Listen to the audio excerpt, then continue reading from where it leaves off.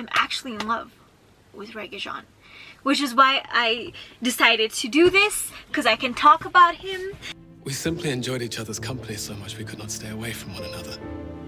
Today we're going to be talking about Bridgerton and how I'm in love with this person who doesn't know I exist, but he's my boyfriend. You know, everybody has that boyfriend who's not your boyfriend, but you call them your boyfriend.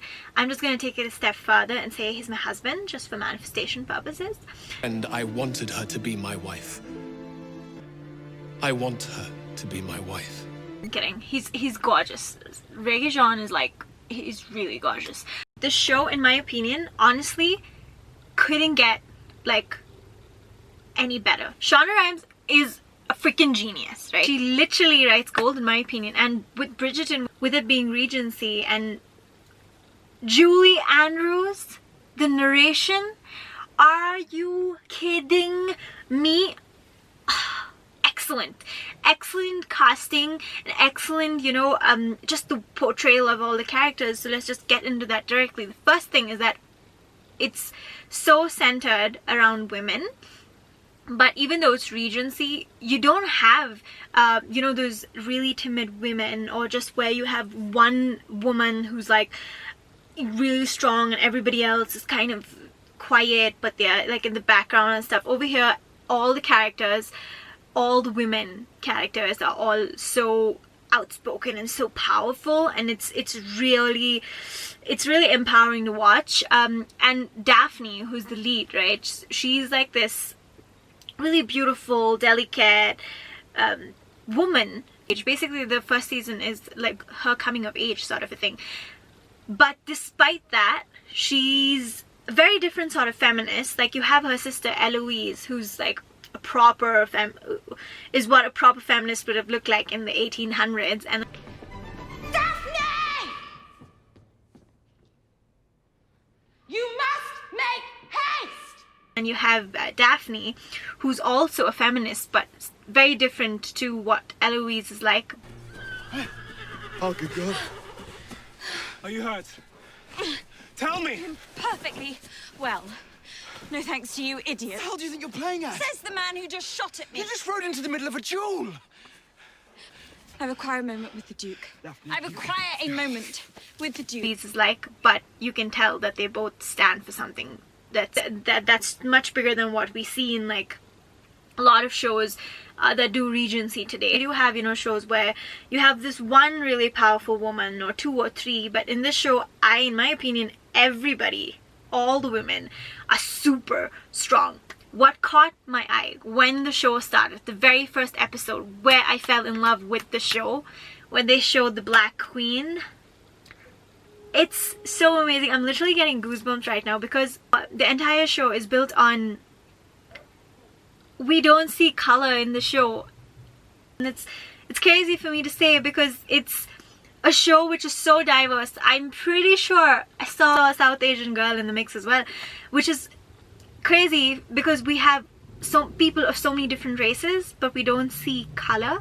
What I mean is, it looks like the world we live in today, where we have so many different people of different races, and how it's supposed to be, where you don't differentiate or segregate based on race and the color of your skin. You have the Duke, who is the lead, who's a black man, which is crazy, right? Because when you look at back in the 1800s, this was totally, absolutely not what it was. But with the way the show is being taken, with literally, you see so many colors and you see so many textures, and you see, like, I love it. I love it. I don't know if my point came across, but you don't see color, even though there's so much of color. It's like, it's amazing. I loved it. That is what really caught my eye, but it didn't go unaddressed. When Simon was speaking to Lady Danbury, and she mentioned about this segregation of color that is not there anymore, but how that came to be was through love, I think it sends a pretty awesome message. It's far from the reality of the world that we live in today, but it truly is the answer, in my opinion. Like, you start seeing people for who they are, loving them for what they are, and not making them feel different or treating them differently because you don't, because they're not like you, or what, because you don't appreciate what makes them unique. So that is something that I really loved. The next thing that truly stood out for me, there is like a masculine energy where, you know, you have these men going and like courting women, but there were only some characters who had like this male toxic, like this masculine toxic energy about them, like Lord Burbook, and Anthony, who's the eldest brother, who just worries about everything in the world, and like, he's like, I'm the head of the family, I need to do this, I need to do that. But it took him some time to learn, but once he learned it, like, he let his sister kind of take the reins on her own life, which was pretty interesting to watch. And the other brothers, Benedict and Colin as well, very positive masculine roles, which I appreciated. But what I appreciated the most was obviously Simon Bassett, the Duke of Hastings, the gorgeous REGÉ-JEAN. I want her to be my wife. His acting took it to another level, but I watched a couple of interviews where he spoke about this as well, where for me, with the people I know, or male and female, sometimes you're so broken and so damaged, and you let that kind of stand in the way of love and stand in the way of relationships, and you don't, you know, open yourself up completely, and you're not so vulnerable. But with Simon, even though he had a traumatic childhood and he was so broken and a very, very complicated man, when it came to Daphne, he was willing to risk it all, right? He didn't want it, but he knew that he didn't want her because he felt like he wasn't the right person for her. What were you going to say? What? Before you started to say something. Oh, I do not recall. Simon, look at me.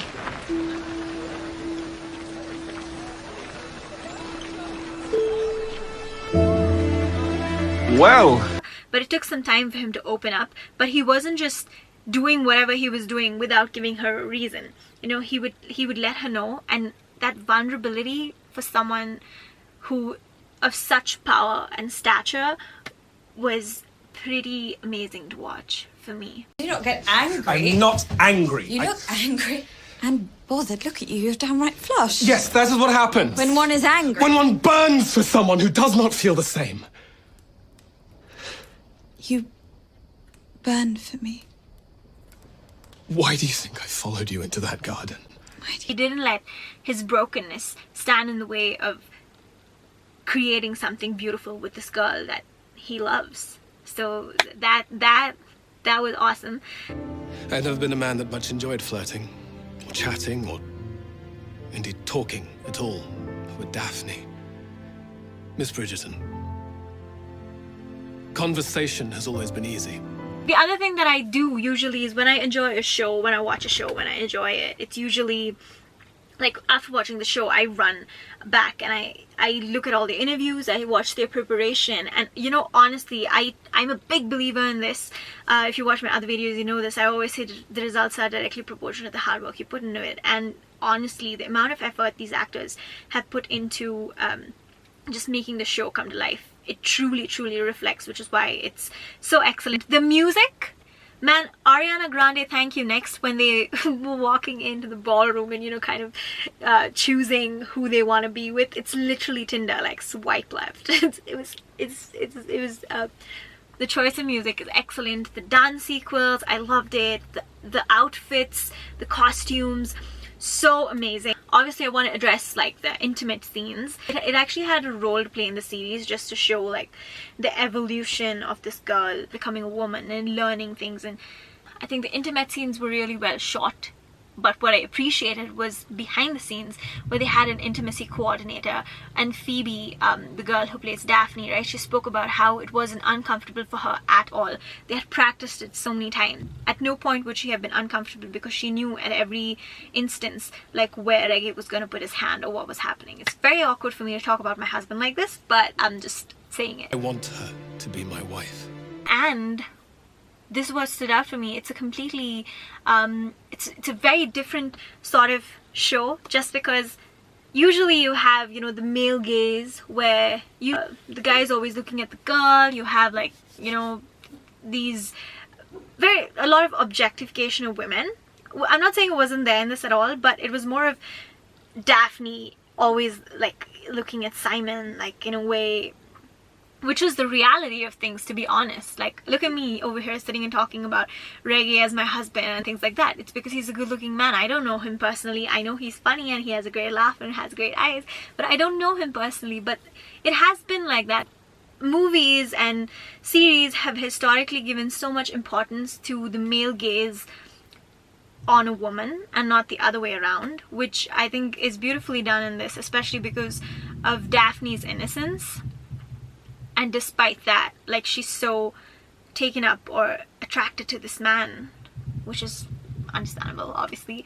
That she, like this author, is still waiting on the only suitor of note.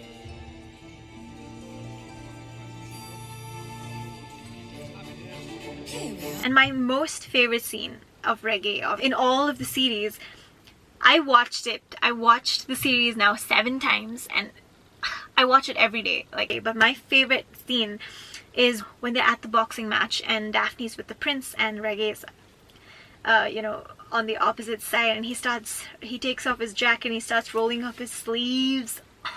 Yes, again! Come on, Mondridge! Watch your feet!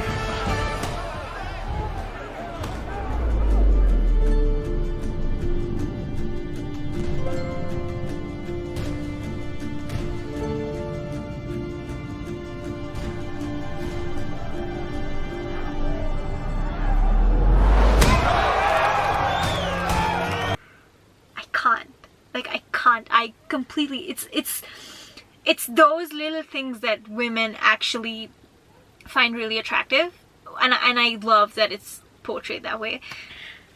Great job, Shonda Rhimes. Not that my compliment would mean anything, but I love it, and I cannot wait for season 2, and I cannot get enough of this man. Like, if he's on the screen, I can't take my eyes off him. I watched him with Jimmy Fallon, and I watched his lives, and I watched his other interviews, and gorgeous. And Phoebe also gives really great interviews, and I love how she speaks a lot about her personal experience and how, not how this has changed it, but how the journey to getting to Bridgerton has been for her. So that's also been pretty amazing. I like Nicola, who actually plays Penelope, because I watched her on Derry Girls, and I love Derry Girls so much. I'm a huge fan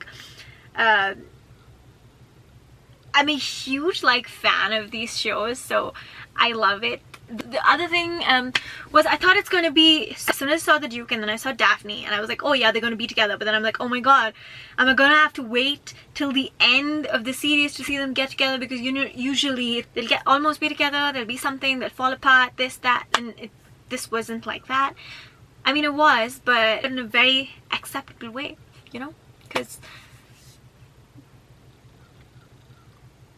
I'm so passionate about this. I could go on and on and on. Yeah, so it was a really fast show, a lot happening. So I believe the second season is going to focus more on Eloise's life, and I think Anthony or something, which I think would be really interesting to watch, because she is like this 100% feminist, and being a brown kid, like the Regency era, with the conversations that kids have with their parents, so relatable, because they don't really tell you anything. Everything is kind of kept hush-hush. Yeah, so I love the idea of courting. I would love to live in the 1800s if it was exactly like this. I know it wasn't, but yeah, definitely go back for the gowns. Although I'm not really a gown girl, but that's what I loved about the show. If you haven't watched it yet, you really should. Thank you for having such a great show that covers basically all the things that the 21st century is about. Things that we focus on a lot right now, which is negating racism and colorism and relationships and toxic people, gossip, and of course Lady Whistledown is social media, or the actual media of the 21st century. So I think the 21st century has beautifully been merged into the 1800s. That's what I loved about the show, and I'm thinking of joining acting school now, so I can become an actress. So really hope you enjoyed the video. I loved talking about it because these are issues that I am truly passionate about. I read a lot about black history and feminism, me being a woman that is working in corporate and being South Asian where we have such a different culture, you know, it's things I'm really passionate about, so I thoroughly enjoyed making this video. And that will be all, Your Grace. I want her to be my wife.